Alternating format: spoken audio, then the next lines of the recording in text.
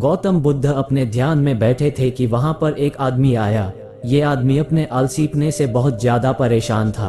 आलसी आदमी गौतम बुद्ध से बोला, महात्मा जी मेरी मदद कीजिए, मैं अपने आलस्य से बहुत ज्यादा परेशान हूँ। आप ही कोई उपाय बताइए जिससे मैं आलसीपन से छुटकारा पा सकूं। गौतम बुद्ध ने उस व्यक्ति से कहा, पहले मुझे ये बताओ कि तुम्हें क्यों लगता है कि तुम आलसी हो। आलसी आदमी बोला, सिर्फ मुझे नहीं, मेरे परिवार वालों को और मेरे आसपास के सभी लोगों को ऐसा लगता है कि मैं आलसी हूँ। गौतम बुद्ध ने फिर उससे पूछा, क्या तुम जानते हो आलस्य होता क्या है। आलसी व्यक्ति बोला, नहीं मैं नहीं जानता, किंतु मैं इतना जरूर जानता हूँ कि आलस्य बहुत बुरी चीज है। इसकी वजह से मुझे बहुत नुकसान हुआ है जीवन में। गौतम बुद्ध बोले, जिस परेशानी से तुम छुटकारा पाना चाहते हो पहले उसके बारे में पूरी जानकारी ले लोगे तो उससे छुटकारा पाना आसान हो जाएगा। आलसी व्यक्ति बोला, भगवान इतनी बुद्धि तो मुझ में नहीं है, आप ही मुझे इस समस्या के बारे में जानकारी दीजिए। गौतम बुद्ध बोले, आलस्य एक मानसिक अवस्था है, एक विचार है जिसे जाने अनजाने में हम खुद ही जन्म देते हैं। आलस्य दो मूलभूत कारणों की वजह से ही जन्म लेता है, एक है शारीरिक और दूसरा मानसिक। शारीरिक कारणों में पहला कारण है गलत तरह का भोजन।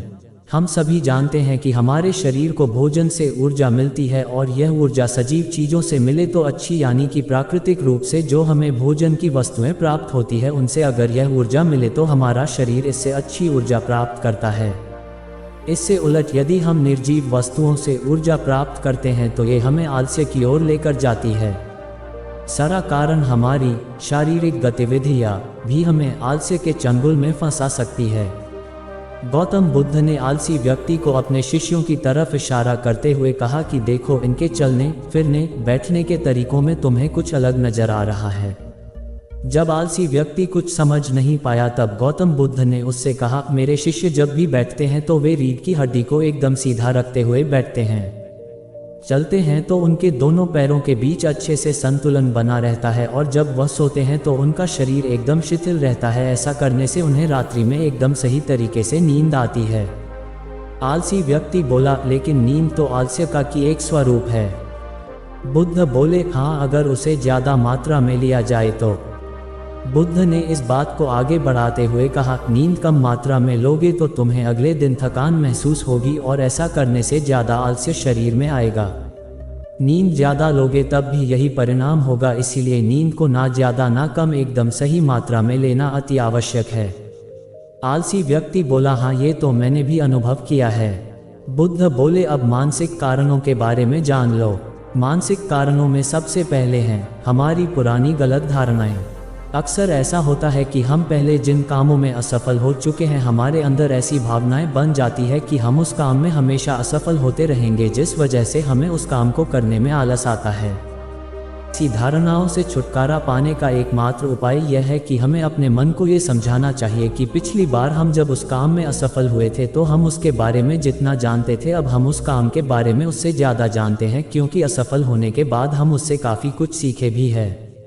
बुद्ध बोले, दूसरा कारण है आलसी और कामचोर लोगों की संगत। कई बार ऐसा होता है कि हम आलसी नहीं होते मगर जिनके साथ हम रहते हैं हम उन जैसे बनने लगते हैं। इससे छुटकारा पाने का उपाय बहुत सरल है, कामचोर और आलसी व्यक्तियों से दूर रहो। ऐसे व्यक्तियों की संगत में रहो जो अपने काम को बड़ी लगन से करते हैं और तुम्हें कुछ सिखा पाए। गौतम बुद्ध ने तीसरा कारण बताते हुए कहा, ये कारण आलस्य के लिए सबसे बड़ा कारण है, काम को कल पर टालते रहना। ये कारण इतना शक्तिशाली है कि किसी भी व्यक्ति को बर्बाद कर सकता है। इससे बचने का सबसे आसान उपाय यह है कि जो काम जितनी जल्दी संभव हो उतनी जल्दी कर दिया जाए।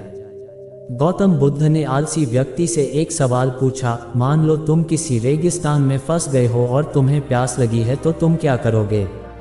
आलसी व्यक्ति बोला, मैं जल्दी ही रेगिस्तान के आसपास कोई गांव की तलाश करूंगा या ऐसी जगह की तलाश करूंगा जहां पर मुझे पानी मिल सके। गौतम बुद्ध बोले, अगर तुम्हें काफ़ी देर ढूंढने पर भी पानी ना मिले तब तुम क्या करोगे। आलसी व्यक्ति बोला, मैं तब भी अपनी तलाश जारी रखूंगा, क्योंकि ऐसी परिस्थिति में मेरे पास कोई और दूसरा विकल्प तो होगा ही नहीं। गौतम बुद्ध बोले, बिल्कुल सही, और यही है मानसिक स्तर पर आलस्य का चौथा कारण, किसी भी निश्चित लक्ष्य का ना होना। ये भी आलस की ओर लेकर जाता है। अब सुनो पांचवें कारण के बारे में। गौतम बुद्ध बोले, सोचो कि तुम्हारे पास काफी सारे सोने के दागिने हैं जो तुम्हें एक जगह से दूसरी जगह लेकर जाना है। तुम चलते चलते थक जाते हो और किसी पेड़ के नीचे बैठ जाते हो और तभी तुम्हें दूर से तुम्हारी तरफ दौड़कर आ रहे डाकू दिखाई देते हैं। तो क्या तब भी तुम आलस करके वहीं बैठे रहोगे, या ऐसी परिस्थिति में तुम वहां से उठकर दौड़ने लगोगे?